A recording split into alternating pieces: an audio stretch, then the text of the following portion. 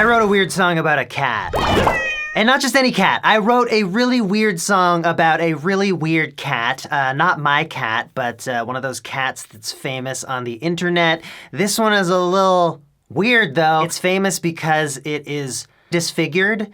No, we'll get to that later. It's not often that I explain the specifics of what my songs are about, but this is kind of a special case because it's not immediately apparent that the song is about a cat, and that makes a bunch of the lyrics come off really strange. There are lines like, "Mama's by the kitchen door, laying my food on the floor." And then other lines are just bizarre because of the bizarre circumstances that this cat was in. "I lay crying by the road for days, till the young man took me to Chevy Chase." What's that mean? So a lot of you have asked about this song. Some of you have figured out that it is about a cat. You're wondering if it's my cat. You're wondering, like, what exactly is going on with this cat? Later in the video, we'll also get into some of the music composition techniques in the song. So the song is called Chase because the cat is called Chase. Chase is a cat who was in a terrible accident as a kitten, hit by a car, really awful, and I'll never forget the words of the article I read about her. Due to the accident, her face sloughed off. She doesn't have a face. She's missing her nose. A lot of the tissue is gone. It's incredibly sad. And so this young man found her by the side of the road and took her to the hospital. And the hospital was Chevy Chase Hospital. And the doctors there managed to patch her up. They save her life. And one of the veterinary assistants there takes Chase in. Melissa, she becomes Chase's human. And she still cares for Chase to this day, and Chase is in no pain. The only thing is that she has to have eye drops every day because she doesn't have eyelids.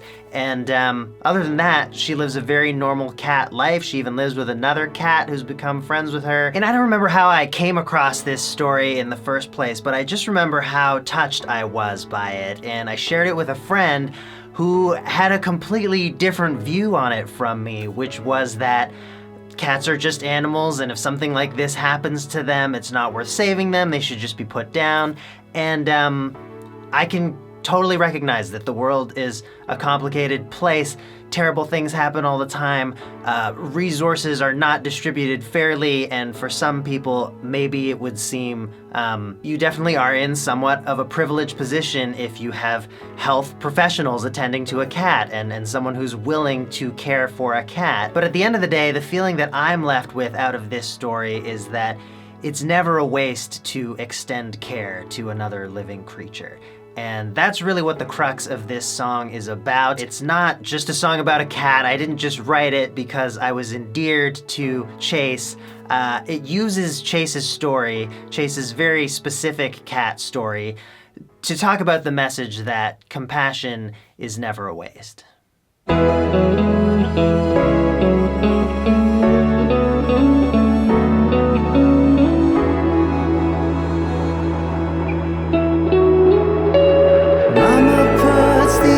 Drops in. That's how every day begins. Mama's by the kitchen door, laying my food on the floor. No one takes me further, I don't know what we deserve,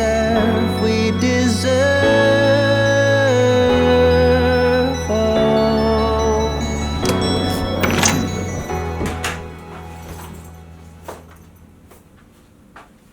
We're in Orlando now, by the way.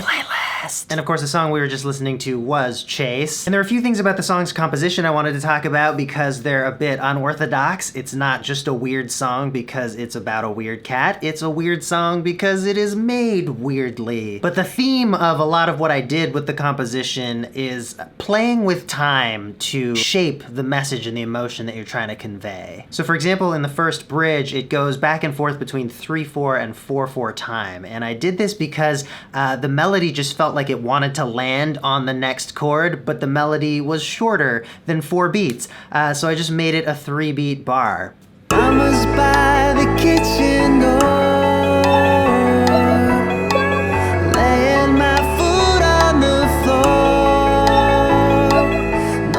And in the choruses of the song, I kind of did this in the opposite direction. The first 2 bars of every chorus are 5 beats instead of 4. And that's because there are these notes that I'm singing that I just wanted to hold on to for a little bit longer. I was writing this completely in 4/4, but when I got to those places, it just felt like it was rushed, and it felt like it wasn't quite conveying the emotion that I wanted to, the mournful emotion of looking back on something that you can never change. Now I'm the girl with no face.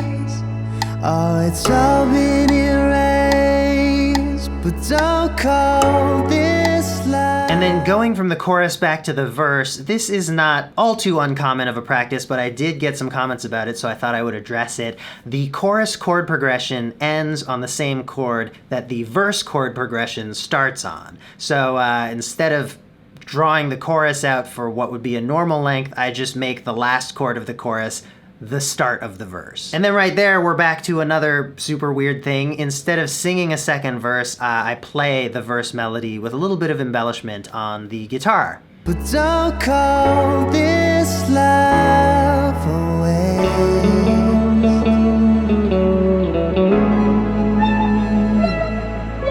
And I did that in part to keep the interest up. You know, it's a bit of a slow song. There's not a lot of instrumentation, and so I thought, I don't want to just launch into another verse where it's the same melody I'm singing again. Let's play it on guitar. Let's do a little bit of variation of the melody. And I also like that being a song about a cat, it's not all just me communicating in English, but there's some kind of other emotions that I'm conveying without words. And I do have that whole video where I talk about the meow type sounds that I added in. So that's a whole other thing. And let's talk about song structure too. Most songs are verse, chorus, bridge, chorus, or something like that. This one plays with that. It's verse, chorus, guitar solo verse, first bridge, different bridge, and then another chorus. I don't know why there are 2 bridges. It just came out like that while I was writing it, but that is sort of the theme of all these little things that I did with the composition. It was really about feeling it out, and that's why I squashed and stretched time in those places.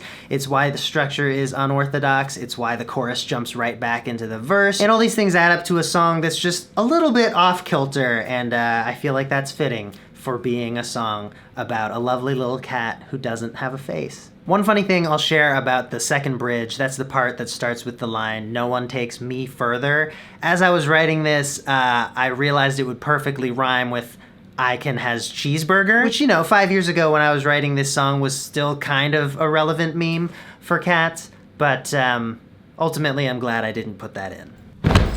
So that's the story of Chase, the cat, and the song. It's on my new EP, Level 5 Care, which is in all the major music platforms. And just to share a little bit about the EP, it's 5 songs, and it's called Level 5 Care because I realized that a couple of the songs have hospital references in them. I don't think this is a standardized system across hospitals, but they do have different levels of care based on different patients' needs. So I just kind of metaphored that over to this EP because I realized that each of the songs kind of extends into a deeper level of care. So the first song is Chase. It's about caring for an animal. The second song is about caring for a friend. The third song, Azure, is about caring for a very close friend when they are going through something incredibly difficult. The fourth song, All That I Want, is about figuring out how to care for someone when you're in a committed relationship together. And then the fifth song is called To Stardust, and it is my Bowie tribute that I made a video about a couple years ago. I'm so glad that I'm finally properly releasing this song. And this one's maybe stretching the metaphor a little bit, but it is about transcending the care that we have for ourselves, and extending it to everything. Being yourself and living fearlessly, and also kind of the wonder of a complete stranger, someone from a different generation who was able to inspire so many people. I don't know, you tell me, does this hold up? Level 5 Care. Spotify, Apple, Bandcamp, music platforms.